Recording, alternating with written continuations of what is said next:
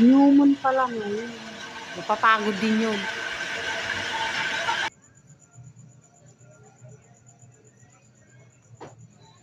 Tingnan mo, hindi natatapos yung salita niya.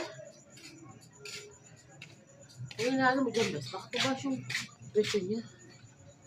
Ma-attack yan. Ayun na nga, pabayaan mo lang pero May stroke mapapagod siya. din yun. May ganyan Natulog ka. naman siya eh. Natutulog. Parang gawa-gawa lang yung tulog niya, bes.